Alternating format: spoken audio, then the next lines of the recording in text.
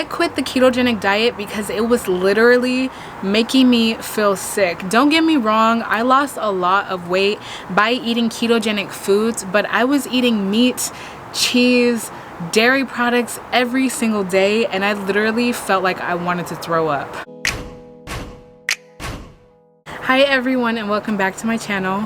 If you aren't new here, I know you may be a little bit confused, but I will explain. And if you are new here, 2 years ago I lost weight on the ketogenic diet, and a lot of people found me and my channel through speaking about the ketogenic diet and intermittent fasting as a way to lose weight. I went on the ketogenic diet 2.5 years ago, and I was only on it for about 6 months, and since then I have been eating in different ways but still talking and supporting the ketogenic diet.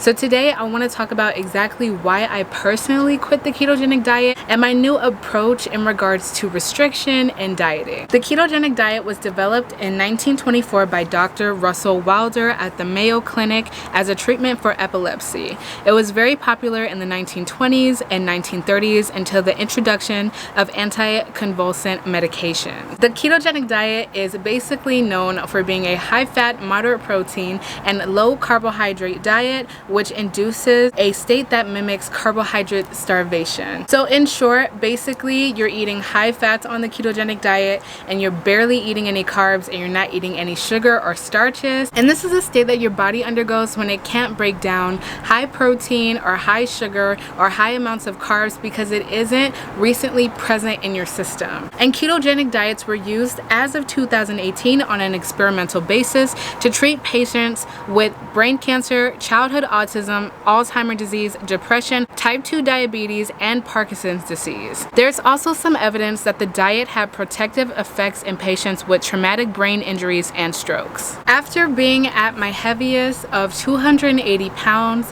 being pre-diabetic, having a condition known as PCOS, and in addition to suffering memory loss and severe brain trauma from a traumatic car accident that I got into in 2018, I decided to go on the ketogenic diet. I'm not gonna go too into depth about my story because I do talk about it a lot, but basically I went on keto. I was able to fix my injuries. I was also able to heal some of my brain trauma. As you can see by the way that I talk now, I am pretty much healed from dieting and exercising. And in addition to that, I was able to bring my BMI down and lose weight and become healthy by going on this diet. I think the word diet has a very negative connotation to it, and that word is pretty much overused, and people look at the aspect of cutting calories or maybe taking out some foods as a bad thing. But I personally went on this diet for the health benefits that it's somewhat promised through research. I will list all of my credible sources down below in the description where you can research for yourself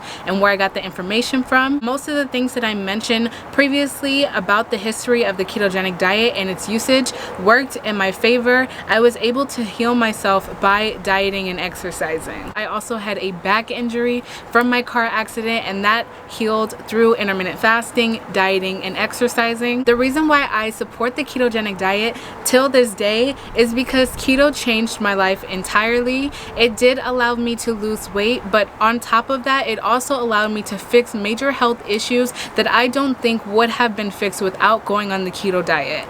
I think a lot of people look at the keto diet as some sort of restriction, but in my case scenario, I was doing it to fix my major health complications, and it worked in my favor. On top of being able to fix my health through the ketogenic diet, I was also able to learn discipline, and my body felt much better after cutting out processed food, sugar, and carbs, and being able to be active after I was sick and injured for a period of time. It was very difficult being 300 pounds, pre-diabetic, with a messed up lower back and brain trauma, and really feeling helpless and miserable. So that's why I still endorse the ketogenic diet. This is why I decided to quit the ketogenic diet. So After I lost 100 pounds on keto, I continued to diet or be on the ketogenic diet for about 2 months after I lost 100 pounds. If you are just trying to lose a couple pounds, or you don't have any type of health condition or any drastic thing like I had, this diet may not be for you. And because I don't have those issues anymore, I am not on the ketogenic diet. When I was at a healthy weight, honestly, my body just kind of started rejecting eating ketogenic foods. And yes, keto can be healthy and it can be whole food, but I got really tired of eating dairy every single day and eating red meat every single day. When I was overweight, I had this condition called PCOS, and it's basically a hormonal disorder. And because I had this, I constantly craved iron and I was anemic. So I constantly craved red meat and just meat in general all of the time. So what I personally loved about the ketogenic diet was that I could eat meat whenever. I could eat cheese. I loved going to In-N-Out. I loved going to burger places, and I would literally just take the bread off and be able to eat the entire thing. But I started doing that so much for 6 months straight that I just got sick and tired of intaking that much meat and that much cheese. I felt so much better internally, but I wanted to kind of get off of the diet and level up and focus more on other things that nourish me instead of just meat and cheese and non-starchy vegetables. Dairy was making me feel really slow and it was messing with my hormones. So I decided to cut out meat and cut out dairy, and because I decided to do that, I came off of the ketogenic diet. Now I want to talk about my new approach to dieting and what I just think about diet culture in general and going on diets for a short period of time. I think one of the biggest critiques that I get is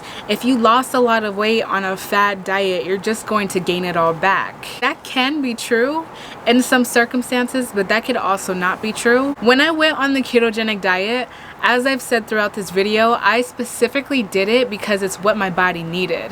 I was suffering with things that were not necessarily fixable, and this was really the only thing that I could do. I was seeing doctors, I was going to therapy, physical therapy, and I was getting all of the help that I needed, but changing the way that I ate and cutting out something that was making me feel sluggish or making me feel even sick inside helped me tremendously. But I understand that my story and the reasons why I lost weight may not be applicable to everybody, because I did it because I had a dire circumstance. My first new opinion or approach to dieting is that you should go on a diet or a way of eating if you have a specific health need. So majority or a lot of people that I talk to or coach about weight loss, they need to lose like 60, 80, 100 or more pounds, or maybe they have some type of health condition and they can't eat sugar anymore, or